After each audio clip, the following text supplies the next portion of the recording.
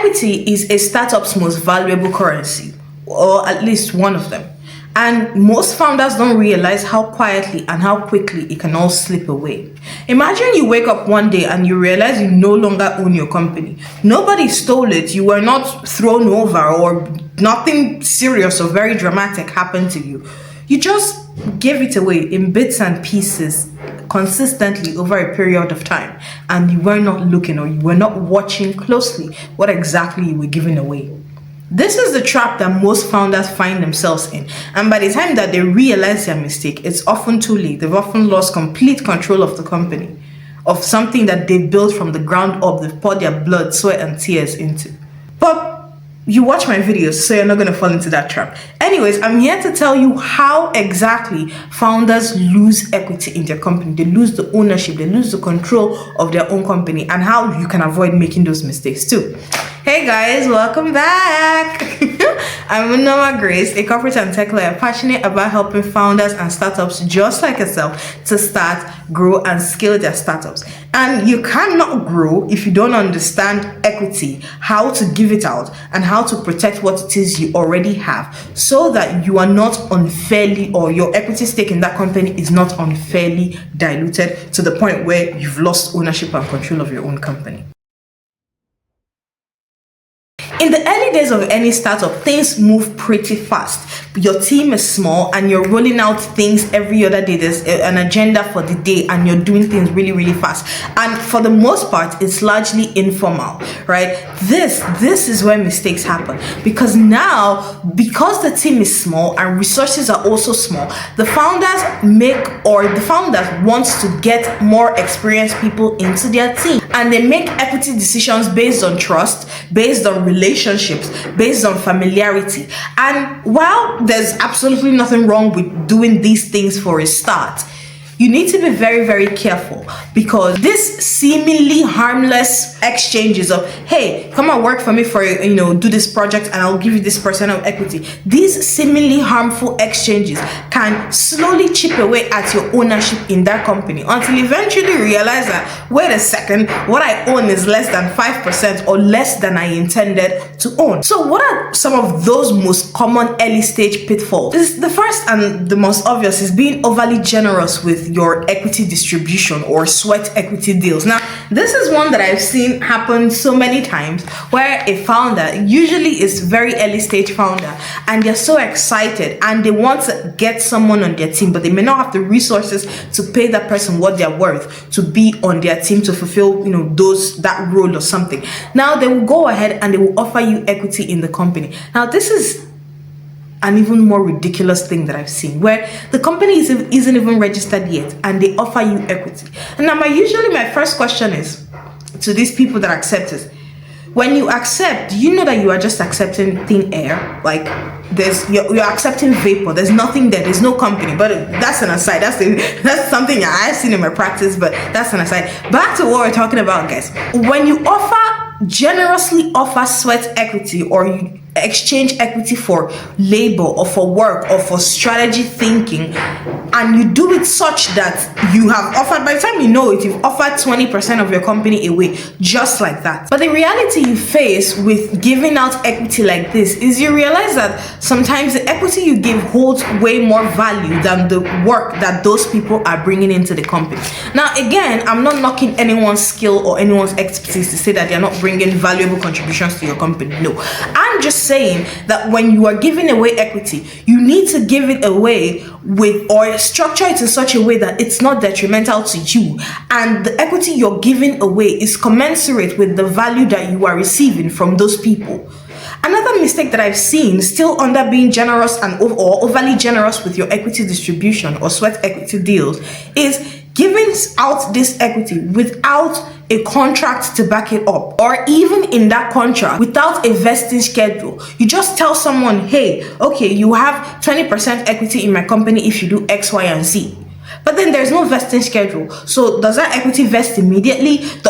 How exactly is it going to be managed? Or you find that you're over allocating equity to people before the need even arises, before you have thought about other ways to engage the services of those people without even considering equity. You have already given away equity.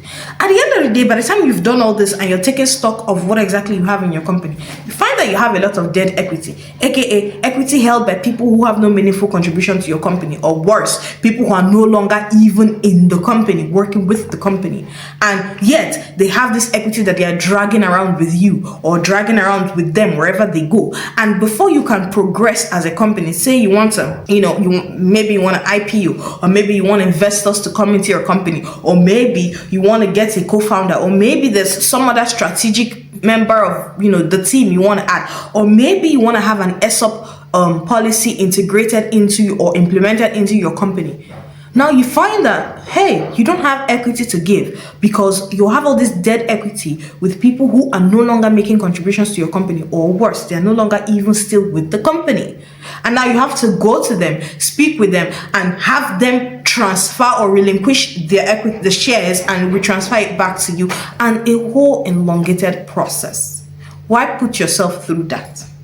Another way that I've seen in my experience that founders give away their equity, or they dilute their equity without knowing or unintentionally, is when they enter into a co-founder agreement, arrangement, whatever it is, with a person on trust alone and familiarity alone. There's no structure behind it. There are no contracts behind it, just vibes and inshallah. You can't do things like that. You can't succeed like that. I'm sorry. Because by the time you know it, it's like, okay, when you enter into a relationship with this person now, or a co-founder relationship with this person, who has the responsibility of making certain decisions? Who has control of the company? What is your scope? What is your responsibility in the company? What is the vesting schedule that is attributed to that equity? Or do you just get equity the moment you are assigned the title of founder or co-founder? Or worse, what if there's a conflict between yourself and the co-founder, and you guys didn't enter into this agreement with a contract, or there was no legal structure behind that relationship? How do you then recover your equity from the person? Or do you just allow the person to walk away with your equity, again further increasing the amount of dead equity you have in your hands?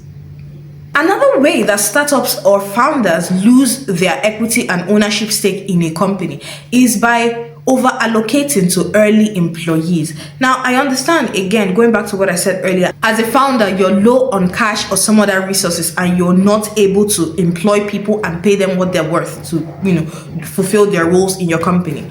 I understand that, but that does not mean that from the get-go, you should be offering them equity. No, there are many other ways to attract high-value employees to your company without offering them equity. Now, even if you are going to offer them equity, why not have it in a structured ESOP policy with the various agreements that come under that, and have it properly implemented in your company? That's a much cleaner way to make sure that, first of all, you are keeping track of all of the equity in your company. You know what is going to whom and the value that they are bringing to the company in return. And there is a vesting schedule for each of those equities. And there is also the option for buyback. So should the employee or the high value strategist decides to leave the company or move on, there is a way for you to easily buy back your shares. Why not structure it that way? But no, some founders would rather DIY the law and go do it for themselves. So now let's assume you've passed the early stages of a startup. Congratulations to you. Now you are in the fundraising stage. If you thought you're out of the woods, no, you're not. There are still many more ways that you as a startup can lose or dilute your equity in the company, especially during the fundraising stage. One of those ways is accepting unfavorable terms, or terms that have dilution, or terms that the result of those terms is the dilution of your shares, or entering into agreements that have penalties that it relates to the dilution of your shares, or entering into convertible notes or safe agreements that you do not fully understand their meaning, that once you have to either repay those monies, or whether it's a debt, equity, whatever it is, once it comes in time for the investor to cash in, it will lead to a dilution of your shares. These are just one of the many ways that a founder can lose their shares during fundraising. That's why when you are a founder and you have decided that, hey, look, now we want to fundraise,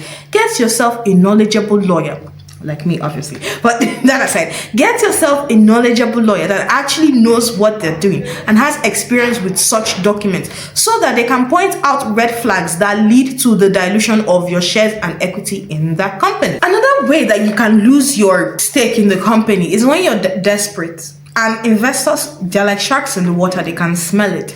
And so when you're desperate, in desperate need of cash, in desperate need of you to say, or for it to be said of you that you have fundraised, when you're just desperate for whatever it is that you may want as regards to the fundraising and your startup, investors know, and so they might take undue advantage of you at that moment in time. So as a founder, it is your responsibility to not only be smart about what you're doing, but to also guard your emotional and mental well-being, to the point that, okay, you know what your bargaining power is, you know what leverage you as a founder, you as your team and your product and your startup has, so that whenever they bring undue terms to you, whether that comes in the form of lower valuation, whether that comes in with convertible notes and saves with deferred dilution, or any other terms that you might not understand, you can actually think with a clear head, go through the contract with a toothpick to find out that, okay,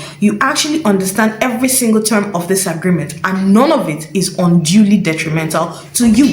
Even if your shares don't get diluted or unduly diluted in the early stage or in the fundraising stage, there can also be operational traps in your operations as a company that can lead to the loss of your shares or of your ownership stake in your own company. And the interesting thing about these operational mistakes that cause such losses is that they're not as big and as dramatic as a funding round or during the early stages, because during the early stages, you can actually in fact correct such errors.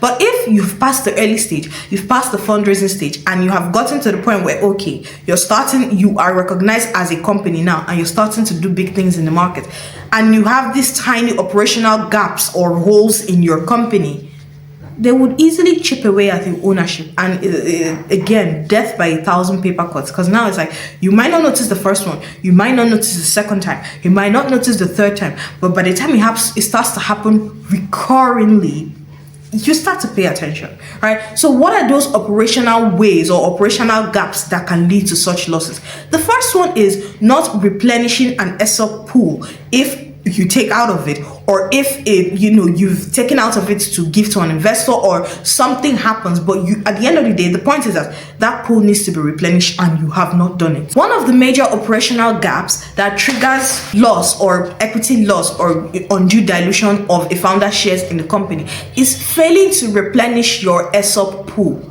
Now, take for instance, before fundraising or after fundraising, your ESOP pool has probably been used up and you either want to increase it. Now, again, remember that increasing it means taking out of the existing shares, because there's only 100% shares. You cannot increase upon 100%. And if you've already taken out 20 for the initial ESOP pool, now you have 80%. And I would assume that the 80% shares left over have been shared and split between founders, investors, and all the other parties. Now, if you decide to increase that 20% ESOP pool to say 30%, the 10% has to come out of somewhere.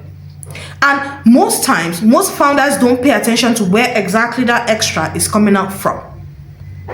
Because for the most part, ESOPs are largely misunderstood by founders and by the employees, the beneficiaries of the ESOP themselves. They don't really understand how it works, its implementation, and all of that. So this is one of the ways that founders chip away at their own ownership stake in the company, because you best believe that extra equity for the ESOP is not going to come out of an investor's pool, or it's not going to come out of the equity stake that the investor has. It's going to come out from either of the founders. And so you need to understand, make adequate room for an ESOP if you decide in your company to create one. So that if you have, if you know exactly the number of employees you want to have in that pool, you know the exact amount of percentages you want to award to each employee, so that you don't run into issues where you have to replenish it and now your shares will need to be diluted to fit in or to cover up for that pool. Another operational gap is when there are errors in your IP ownership. This might not look like a lot to you, but intellectual property is actually one of your biggest assets as a startup. And so when the ownership of your intellectual property is unclear, you might need to give away certain aspects of your equity to be able to recover it, because whoever now owns the equity will need something in exchange. Whoever owns the intellectual property, would need something in exchange for that intellectual property, just so that you can buy back the intellectual property that your company is actually using to float or operate and run her products. And so, especially at the very beginning, as a founder, take your intellectual property very serious. Intellectual property can come in the form of your source code, right? It can come in the form of your brand identifiers. What is the thing that identifies your brand? It can come in the form of confidential information that gives you a competitive edge in the market.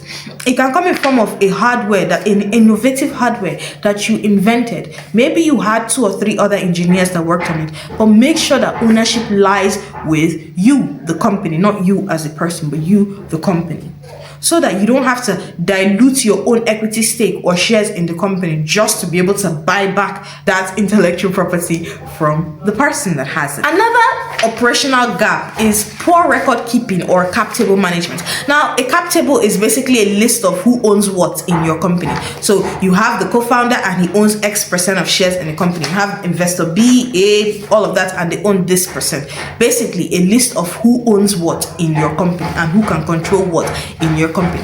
Now, if you do not properly manage that cap table, first of all, you will be confused, because now it's like, okay, who owns what exactly in my company? And another error that I see most founders or most companies, especially in the early stages, make is that they add people to their team, they give people equity in their company, and they do not make those same corrections to their CSC documents or their incorporation documents. So 9 times out of 10, or at least in my experience, you find that a different set of owners own the company on CSC records than the set of owners that own it in reality. When you have such duplicate and divergent documents, it can quickly lead to confusion, especially when, again, you keep on adding people, you keep on giving away, oh, I'll give you 2.5% here and 3.5% there and 0.2% here and all of that, and you find that by the time you add up all these figures, you yourself don't even own the company anymore. The company is now owned by somebody from somewhere that you probably have no idea of. Right? So appropriate cap table management, proper record keeping, so that when you pull up your CSC documents, what is on your CSC document, it will be the exact same thing as what is on the cap table being handled and managed by your company, so that there are no divergent documents. And also, during due diligence by the investor or by some other person, when they look at your books, when they look at your records, it's exactly the same thing. Now that you know the many ways through which you can lose your equity in a company as a startup or as a founder, whether it's even in the early stages, through the fundraising round, or even operational gaps that can cause such unfair dilution, how can you as a founder protect yourself and protect the shares that you own in the company? Basically protect the baby that you've been building from the get-go. You need discipline. I know, but you need discipline, really and truly, because you need the discipline to understand, first of all, to study, to know the impact and the effect of the equity and the importance of the equity that you own and how to properly manage it. You need discipline to study for it, to understand it, first of all, because if you don't understand it, then you will mismanage it. But you understand it now, you have the discipline that is required. Apologies for the noise, guys. They're constructing something at the back, and so they're hitting the hammer on the nail or some other thing, so it's really noisy. So I apologize for the noise. Anyways, going back to what we're saying, yes, it requires discipline to own a company, and it requires the discipline to even study to understand. Now, once you've studied, you understand equity, you understand how it works, the importance of it, and all that good stuff. You need to now take proper care with your cap table, with your incorporation documents, and with proper record keeping. So you know exactly who owns what in your company. And so if 2.5% of your company is going out, you know who is going to, you know why it's going out, and you know what you're getting in exchange for that equity. Because equity, again, is one of your most valuable currencies as a company. So you're not just giving it away willy-nilly like that without tracking who exactly owns it. You need to implement a vesting schedule. If you're having any engagement with anyone that you are giving equity to, whether that is an investor, whether that is an employee or a strategic partner through an ESOP, which is employee stock option plan, if it's with your co-founder, you need to have a vesting schedule in all of the agreements that you have with them. When you have a vesting schedule with them, it helps you manage and monitor the vesting or the award of that equity. Vesting basically means this is going to come at this moment in time, at this moment in time, at this moment in time. So by the time all of these milestones are fulfilled, then you would have the equity. That's basically what vesting schedule means in layman terms. When you're funding, negotiate smartly, right? Don't be desperate. Negotiate smartly. Again, discipline to know what equity is and the importance and the benefits and the effect of equity. When you know all these things, you're able to negotiate smartly so that your company is not unduly valuated, where the valuation is lower than what the company is actually worth, so that there are no hidden dilution traps in your contract, so that there are no undue or unnecessary or unfavorable terms in the contract that will lead to your dilution or to the dilution of your equity in the company. Just be smart and negotiate smartly, guys. This one need not be said, but engage a lawyer and a financial analyst. I know, I'm like, why are we still talking about that in this day and age? Because you know that you need a lawyer and a financial analyst in your company. But just in case you don't know, this is my reminder to you. Get yourself an experienced expert lawyer and financial analyst, so that during these investments or during even the start of your company, or any single time you want to give away, or even the thought of giving away equity in your company occurs to you, you will go back to this, your legal advisor and your financial analyst, and you ask them, and you guys will sit down together and you work on it, and you figure out, okay, how much equity is actually needed to be given without unduly affecting my own ownership, stake, or control in the company. Last but not least, guys, have a long-term mindset, right? Have a vision. Know where you're going. Don't just build for the short term, or build for the hype of building, or build just so that you can appear on the news as having fundraised X and X amount. Build for the long term, so that in the long run, when you, let's say for instance now, you sell your company, right? You have built, you have done all you want to do, and you sell your company. First of all, that money, all the money will not come to you. It will first go to your creditors, if you have any. It will go to repay your expenses. It will go to repay your investors. It will go to do this and do that and clear all the debts and financial obligations that you as a company have, before whatever else is left of there will come to you. So if that is what you have in mind, don't give away all of your equity at the very beginning, right? You have to be smart and conscious with it, so that you will reap the fruits of all of the hard labor you've put in when that time reaches, or whatever the zenith of the company is for you. So yeah, guys, as you can clearly see, equity again is one of your most valuable currencies. It's basically the lifeblood of any company, and if you don't have an equity stake in the company as a founder, then I'm sorry, but you're an unpaid employee. Okay, so you need to be disciplined enough to understand and know, take the time out to learn what it is, to learn the importance and the benefits, so that you can actually take good care of it, and you can know all the investor red flags to look out for, so that you don't get affected by them. And that's it for today, guys. Again, another quick and short video. I hope you liked this one. I hope you found it valuable. If you did, please hit the like button below, so that this video can be shared to many more amazing people such as yourself. Until next time, guys, bye.